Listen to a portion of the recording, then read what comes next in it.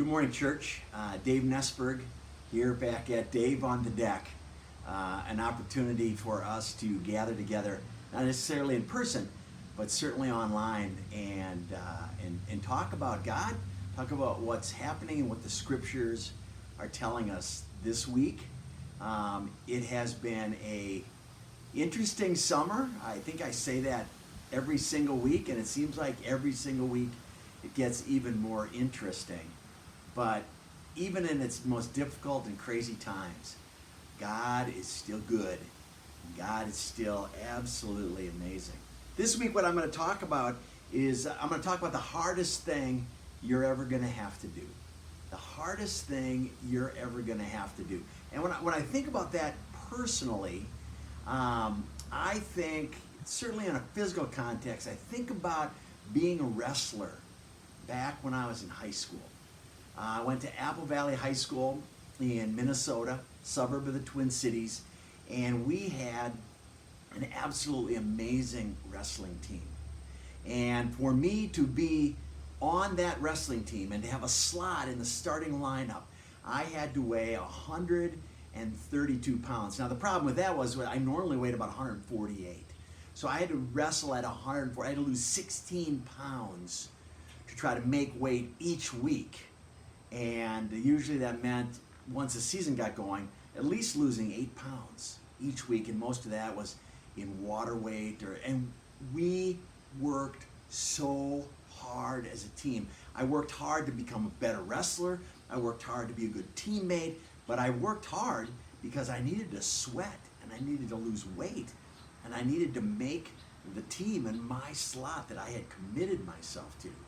And I remember our old coach, Bill Demaray, saying to us, "You're never going to do anything this hard ever again." And we're thinking to ourselves, yeah, we're young. Of course we're going to do things that are harder than this. Of course we're going to have things we're going to do. And I want you to know something, at least in a physical sense.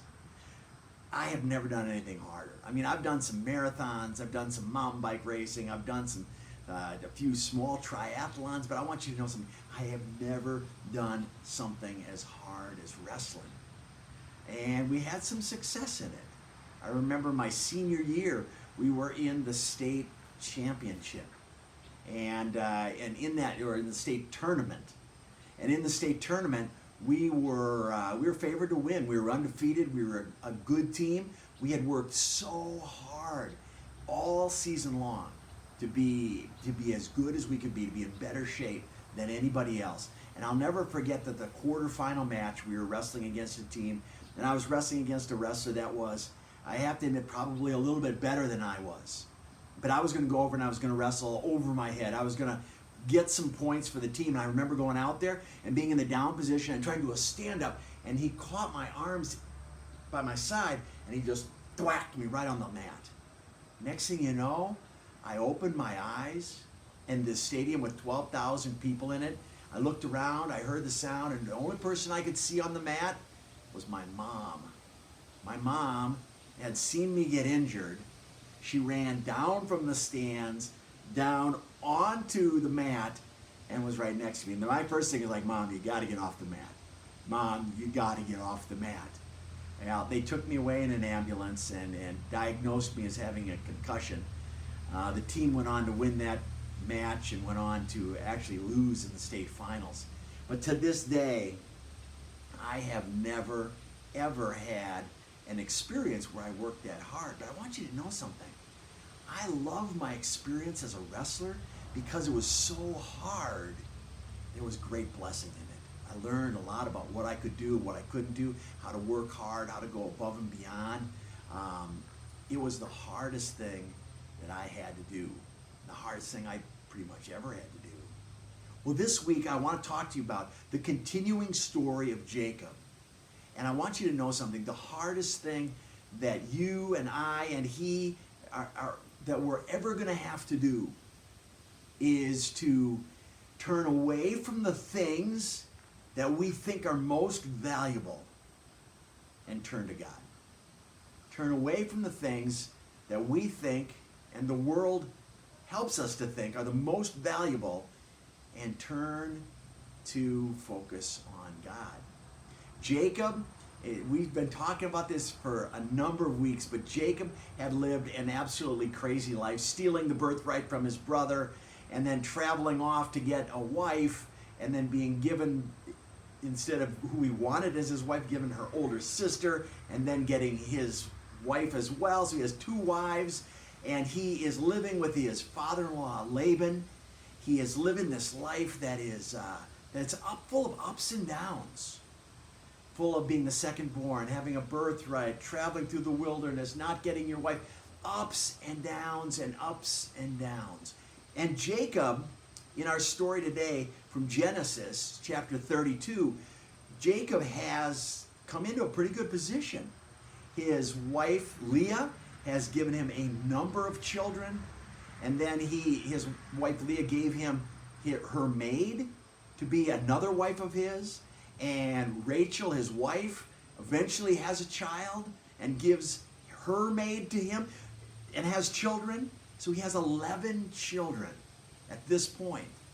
And life is going pretty well, but he's getting tired of living with his father-in-law, or at least in the land and the city of his father-in-law. He's getting pretty tired, and he feels that God is calling him to go back home. Go back home. And as he feels that call, he goes to Laban and he says, "Can I leave? Can I go?" And Laban gives every excuse in the book for him not to leave, but Jacob comes to the understanding that he needs to get his family and he needs to go home. So he gathers them all together in the dark of night. They begin to walk home. And this is hundreds of people. This is servants and children and wives and livestock and possessions, everything hitting the road. Laban comes after him, but after some discussion, they create a pact between the two of them, and Jacob keeps going. And he's living this life of constantly wondering what's going to happen next. As he's moving back towards home, he starts to remember something. And what he remembers is, when I get home, I'm going to encounter somebody that I left behind. And that is my brother Esau, the man that I stole his birthright, the man who swore he was going to kill me before I left to find my wife. And as he starts heading back, he begins to get filled again with fear. Now remember, Jacob had a dream from the Lord a few chapters in Genesis earlier where the Lord said, "Don't worry, I'm with you. What I've promised you will happen." But Jacob still had a hard time believing it. And as he's walking along and realizing he's going to encounter Esau, he decides he's going to bribe him. And he sends men and materials to kind of bribe his brother into accepting him back. And as he sends that stuff out, he gets closer and closer to his homeland. And as he gets closer, he gets more and more and more afraid, to the point at which he believes he's going to see Esau at any moment. And he says, what I'm going to do is I'm going to take my wives and my kids and all of my valuable possessions, and I'm going to send them to the other side of the river that is right next to him, send him right across the river away from him, so that he would be all by himself when he meets Esau. And there he is, camping out in the wilderness without his livestock, without his family, with nothing of value at all except his life. And in that night of camping, an angel who's representing the Lord comes to him.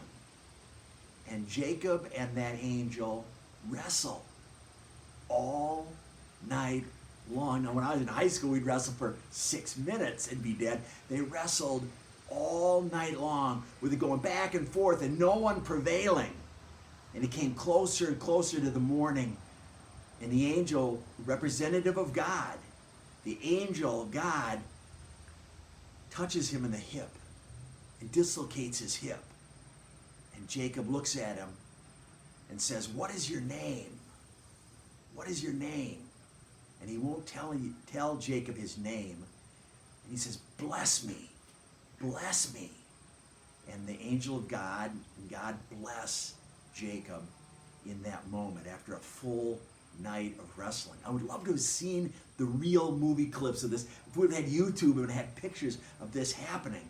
But you've got a man that has everything in the world who's still walking afraid, is still walking scared with all of his stuff. He sends all of his stuff away, and then he spends the night wrestling with God. Jacob abandoned everything and was faced with who he really needed to spend time with, who he really needed to come to grips with and come to terms with, and that was with God. Jacob is so much like us. Jacob is so much like us. He constantly has got these ups and downs, but he is constantly being lured into putting his faith and his trust in the things that are around him. How about you? How about me? What are the things in your life? What are the things that you put your trust in to bring you happiness, to bring you peace, to bring you prestige and status and stature? I remember every year when I do the baccalaureate service in Onekama, the kids always say, man, I want to get a wife and kids and a job. And I always tell them, you will never realize what's really valuable until you realize that it's about serving other people. But the kids, you, me, Jacob, we've got all this stuff around us. The world says we should put our trust in. One of the interesting things is, I was reading a really good book recently, and it talked about the things that were most valuable to prior generations and what's most valuable to our generation now. Let me read a few of them. Before 1910, the things that were most valuable, the things that brought you the most happiness were this ideas of citizenship, duty, work, golden deeds, honor, reputation, morals, manners, integrity. They were issues of character. Until 1910, our society wanted to see you as a person of character. And that's not necessarily perfect, but it was issues that you could legitimately work on and try to bring into your life. Now, today, the valuable things that are in our world today are this: magnetic personality, fascinating, stunning, attractive, glowing, dominant, forceful, energetic, outgoing. The world today values things that you and I can't even work towards. They're personality traits. They're things sometimes we're born with. The world is saying to you the most valuable things, the most important things in your life are things that you cannot do anything about. And if you put all your effort into the things that are around you, if you put all your effort into wealth and into power and into prestige, if you put all of your efforts into those things, you're still not going to get there. And there's going to be no peace. And there's going to be, because you're never, ever, ever coming to God and asking what is important to Him. Because I want you to know that those things, though in and of themselves those things aren't bad, those things are not what God values the most. The world wants you to value things that don't matter, and God says, I want you to value things that matter. And that is the relationship that you have with me. When all else is exhausted, when every effort has been made to make yourself better, to create the great environment, to set yourself up, when all else is exhausted, God of the universe is ready to connect and to come and to get to know you in an awesome and an amazing way. God of the universe, after wrestling with you for your entire life, after wrestling with you all night long, the God of the universe, after taking everything that you possibly have to throw at Him, is still ready to love you and to come to you. God of the universe is coming to us So what does it take? What does it take for you and I to truly come to the Lord in a way that is that's meaningful and that puts some of the other things to the side, that pulls some of the other things away? I want you to know, unfortunately for the world, a lot of times the only thing that draws people close to God is tragedy. And it's ruin, and it's difficulty. I know, because people come to me after bad things have happened. They want to know, where's God? It takes those kind of moments. But I want to encourage you to understand that the things that you value are not necessarily the things that are important, but it's the things that God values that are important. And He is always there, and He's always waiting to come to bless you at the end of your wrestling match.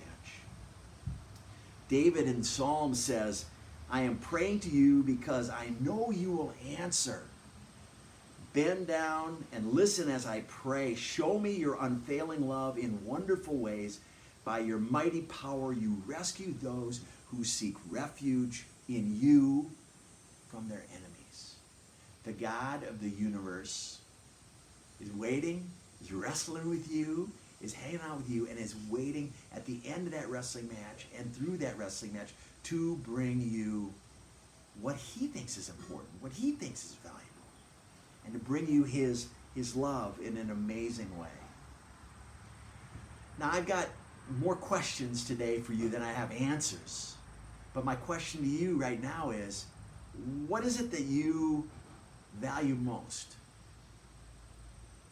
I mean, is it your job? Is it where you live? Is it what you appear to be? Is it prestige? What are the things that you value the most, and how are they doing for you? What do you think the things that God wants you to value and wants you to focus on? What are those things? I think about a couple things I want you to think of this week. And the first is this. I want you to ask God. I want you to ask God to show you what matters the most to you. I want it to become clear to you the things that you're placing your trust in. Maybe some of the things that you're most afraid of letting go of. In fact, that's usually a good indication. The things I don't want to let go of are usually the things that I'm placing my value in. Ask God for His forgiveness for chasing after and wrestling after the wrong things. And then Jesus sets a model for us in Matthew 14. Before He feeds the 5,000, He gets away into the wilderness to spend time with God. And I want to encourage you this week, as you spend some time asking where you place your values, as you begin to look at the things that you're focused on maintaining so much, and as you ask God for forgiveness, I want you to get to a place where you can be alone with God. And I want you to pray. And I want you to listen. I want you to have your Bible with you. I want you to read and to see what God has to say to you. Read Genesis chapter 32. Read the whole story of Jacob. The God of the universe. He's there at the beginning. He's there in the middle wrestling. And He's waiting for you at the other end to show you what truly matters and what's truly important.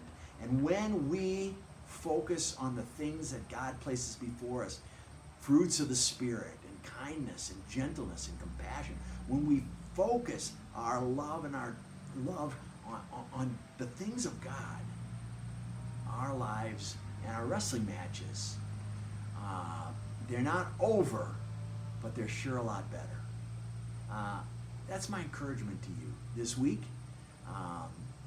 It's an optimistic message because God never abandons us and never leaves us. And I know at the end of the match, at the end of the wrestling, at the end of the moving through things, God's promise of joy and peace here and of heaven is amazing. And it's there, no doubt. God bless and have an awesome week.